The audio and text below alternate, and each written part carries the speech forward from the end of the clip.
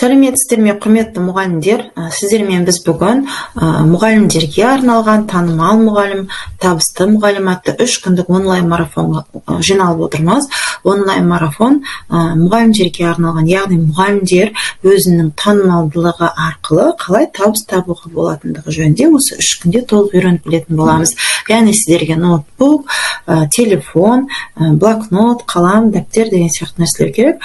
Яғни осы 3 күнде мейлінше біз 70% практика, 30% теориямен өтіп шығатын боламыз. Бірден айтайын, қарапайым тілде, кәдімгідей пікір алмасу арқылы, бір-бірімізден сұрақ жауап арқылы үйреніп алатын боламыз. Сонымен бірден 0-ден бастап, кейбіреулеріңізде мүмкін Instagram парақшаларыңыз бар шығар, сол арқылы жөндеп алатын боламыз. Яғни, енді марафонды бастамас бұрын өзіммен таныстырып өтейін. Өзім аты жөнім Шұғыла Саятқызы, Абдыханова Шұғыла Саятқызы. Қазіргі таңда офлайн оқу орталықтарын иесімін. Қалада 3 жерде оқу орталығым бар. Соның біреуін жауып, оны мен онлайнға ауыстырып жатырмын. Қазіргі таңда 4 жыл болды кәсіби репетитормын, 23 жыл тәжірибесі бар бастауыш сынып мұғалімімін, 2 дипломым бар, біреуі экономика және құқық пәні мұғалімі, екіншісі бастауыш сынып мұғалімі. 4 баланың анасымын, отбасыдағы, кәдімгі бір отбасындағы қарапайым адамын, қарапайым анамын десем болады. Яғни қазіргі таңда мен мұғалімдарға арналған репетитор мектебінің негізін қалап жүрмін. Яғни мұғалімдерді табыс табуға баулып, репетитор болуға бауламақшымын. Неге десеңіздер, мен осыдан 4 жыл бұрын өзім осы білім беру жүйесіне енген кезде білімді табысқа айналдыруға, яғни ақшаға айналдыруға болатынын білген кезде мен өзім көптеген қиыншылықтарға тап болдым. Ешкімнен сұрарымды да білмедім, ақыл айтатын ешкім болған жоқ. Сол кезде мысалы 4 жыл тырбыңдап ақыры өзім тәжірибе жинақтап, қазір кәсіпті қалай жүргізуге болады. Әр мұғалімнің бойында бар білімді, біліктілік дағдыларын, өзінің білімін қалай тәжірибеде қолдануға болатындығы жөнінде осындай мұғалімдерге айтқым келеді. Осы мақсатта репетиторлар мектебін ашып отырмын. Яғни танымалдылықты қалай дамытамыз? Танымалдылықты біз ғана емес, енді бүкіл кәсіппен айналысып жүрген адамдар, бүкіл өзі табыс тауып жүрген адамдардың барлығы, қай саланың маманын алмасаңыз да, мысалы логопедті алсаңыз да, хирургты алсаңыз да, стоматолог, психолог, тағы да визажист, майкап жасайды, актерлар, әншілерде барлығы өздерінің танымалдылықтарын әлеуметтік желі арқылы жеткізіп отыр. Яғни бізге танымалдылық қазіргі таңда әлеуметтік желі арқылы келеді. Себебі қазіргі таңда мұғалімдерге бұрын сонды тарихта болмаған сондай бір ыңғайлы сәт туып отыр. Себебі бұрын мұғалімдер ешқандай табыс қосымша таппайтын, ол кісілерге ондай табыс табуға болмайтын, мектептің ғана жұмыспен айналысып, өйткені олар мұғалімбіз, біз ақша алмаймыз деген сияқты бір сондай бір пікірлер қалыптасқан болатын. Қазір ондай пікірлердің барлығы келмеске кетті. Қазір нарық заманы, қазір біліміңді, бойыңдағы бар қасиетіңді, өнеріңді пайдаланып табыс табуға болатын заман келді. Яғни осы танымалдылықты қалыптастыруға міне осыншама әлеуметтік желілерді пайдалануға болады. Яғни ютубты да, телеграмды да, фейсбукты да, ВКны да барлығын пайдалануға болады. Бірақ та ең тиімдісі, қазіргі таңда ең ыңғайлы болып тұрғаны ол бізде Instagram. Неге Instagram? Себебі күніне әлем бойынша Instagramды 5 миллион адам қарайды екен. Сторисіңізді қарайды, актуальныйыңызды қарайды, посттарыңызды оқиды деген сияқты.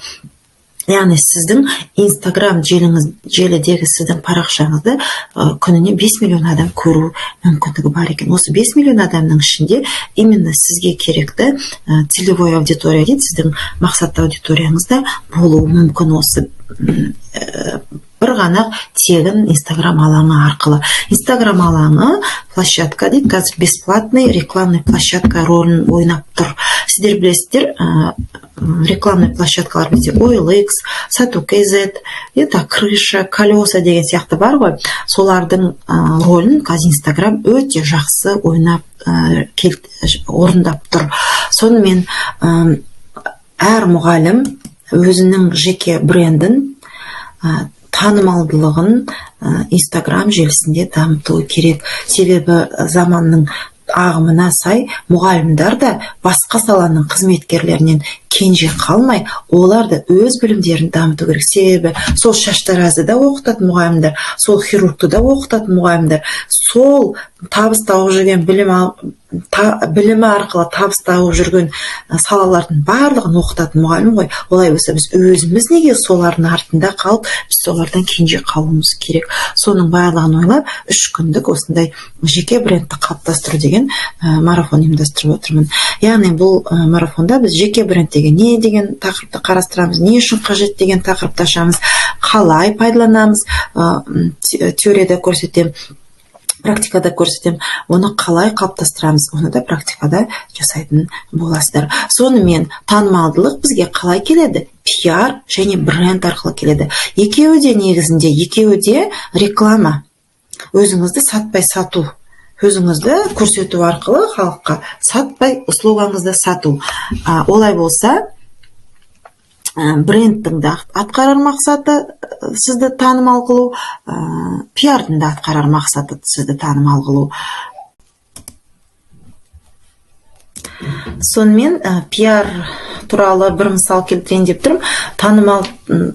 Танымал тұлға бұқаралық ақпарат құралдарына сұхбат беру арқылы да өзінің атақтылығын арттыра алады. Яғни қазіргі таңда біз әртүрлі сайттарға өзіміздің материалдарымызды бере аламыз, журналдарға материалдарымызды бастырамыз. Оны мұғалімдер біледі, өйткені біз жыл сайын аттестацияға дайындалған кезде өзіміздің материалдарымызды, баспа материалдарымызды әзірлейміз.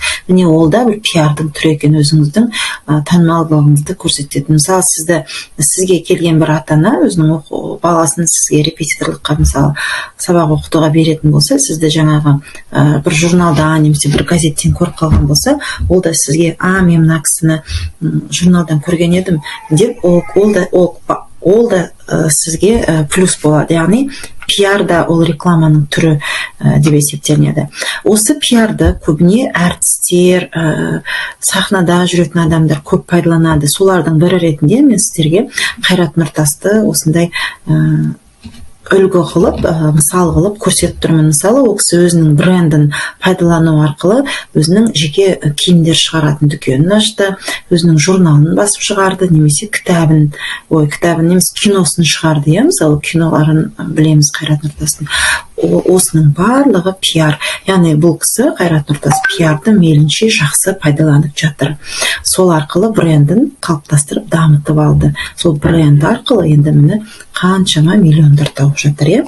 Әрі қарай жеке бренд деген не сонымен? Бренд деген өнім мен тауар туралы жалпы ассоциация. Бренд деген фирмалық белгі, бренд деген маркетинговый ход. Яғни осыларды пайдаланып ең аяғында табыстағаныз. Яғни мысалы сіздер мысал келтірейін, мысалы Ассам шай. Ассам шай дейміз. Ассам шайды мысалы таңғы хабарда немесе түнгі студияда ассам шайды ішсеңіздер, түнде кешке жақын бойларыңыз сергек болады деген сияқты, немесе таңертең таңғы қайырлы таң деген сияқты передачаларда ассам шайының пиаласын қойып, содан бетіп әдемілеп шай ішіп отырады. Яғни ол пиар арқылы брендті дамытып отыр деген сөз. Яғни маркетинговый ход, яғни фирмалық белгі.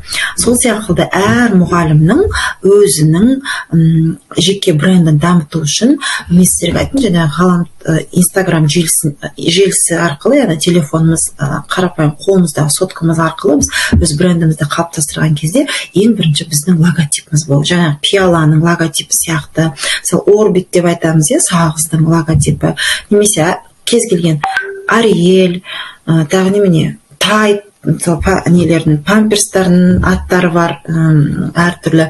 Сол сияқты духи Шанель, мысалы, Коко Шанель, сол сияқты енді олар әлемдік брендтер. Бізге өз атымызды танымал қылу үшін бізге де сондай логотип керек. Өзімізге ғана тән, тіпті музыканы таңдап алуға болады. Барлық жерде сол музыкаңызды қоясыз. Өзіңізге тән бір түсті таңдап алуға болады. Ол ішкі және сыртқы упаковка деп бөлінеді. Оны мен сіздерге ертеңгі сабақта айтатын боламын. Жалпы бренд деген нәрсеге тоқталып кеткім толығырақ ашатын болса, ол жаңағы өнім мен тауар туралы жалпы ассоциация, яғни адамның миында сіз туралы ассоциация қалыптасу.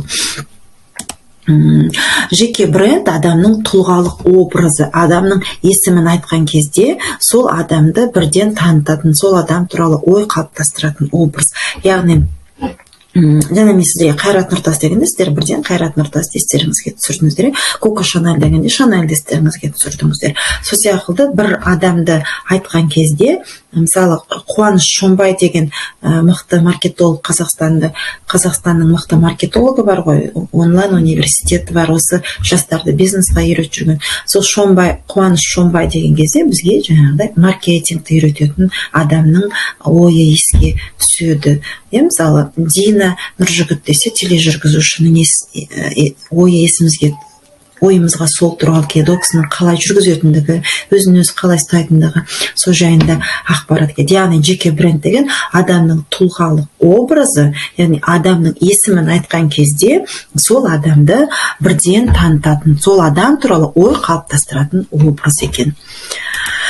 Сонымен жеке брендинг, брендті зерттейтін, брендті қалыптастыратын ғылым түрін брендинг дейді. Жеке брендинг бұл жеке тұлғаны өз саласында, мысалы мен репетиторство саласында, яғни мұғаліммін, репетитормын, білім беру саласында, ата-ананың көзінше, ата-ананың көзіне өзімнің брендингімді. Сол сияқты өзіңіздің салаңызда бренд етіп орналастыру, сізді сол салаға бекіту, сол салаға бренд ретінде, яғни мықты репетитор ретінде сол салаға сізді орналастыру. Адамдардың сенімін жоғарылату. Менің көргенде мен репетитор екенімді біледі, бірақ қандай репетитор екенімді олар қайдан біледі? Осы брендім қалыптасқан сайын олардың ойында сенім қалыптасады. Мына кісі көп жерде көрдім, бұл кісіні мен журналдан көрдім, бұл кісіні мен сайттан көрдім, бұл кісіні біреулердің WhatsApp статусынан көрдім, бұл кісінің Instagramын көрдім, тағы да бір жерде теледидардан, радиодан естіп қалып, бұл кісіге мен баламды апарайын деп сізге ұмтылатын болады, сізге талпынатын болады. Яғни сол арқылы сіздің клиент базаңыз көбейетін болады. Яғни сенімін жоғарылату арқылы бәсекелестерден ерекшелену, және де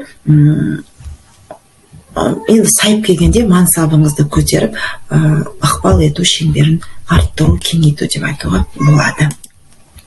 Репетитордың немесе мұғалімнің жеке бренді бұл интеллектуалды өнім беру туралы сапа мен сенімділік кепілі. Біз не береміз? Біз товар бермейміз, біз памперс сатпаймыз, біз шампунь сатпаймыз, біз макияж жасамаймыз, не жасамаймыз, біз не істейміз? Интеллектуалды өнім береміз, білім береміз. Біздің біліміміз ол біздің өніміміз.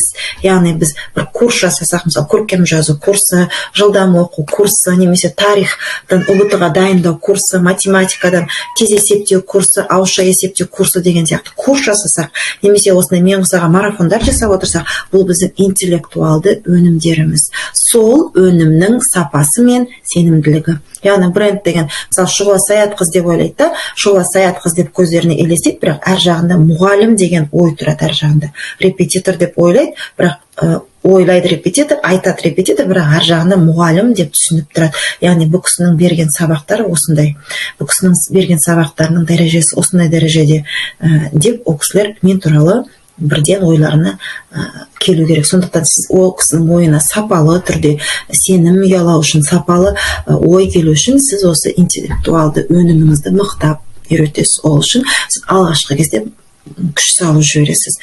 Работаете на имя сначала, да, потом, чтобы работало имя на нас. Репетитордың немесе мұғалімнің пәндік эксперттілігі көрінеді. Осы брендтің эксперттілігіміз көрінеді. Толығырақ айтқанда Инстаграм желісінен сіздің Инстаграмды әрлеуіміз арқылы соның визуалынан, сіздің жазған посттарыңыздан, сіздің актуарыңыздан репетитордың, мұғалімнің пәндік эксперттілігі көрінеді. Сол сияқты психологтың да, сол сияқты логопедтің да парақшасынан сол кісінің эксперттілігі көрінеді. Мысалы, Қуаныш Жонбайды айтатын болсам, сол кісінің эксперттілігі ол кісінің парақшасынан көрінеді. Ал эксперттілік деген оның білімділік, біліктілік, тәжірибелік деңгейі.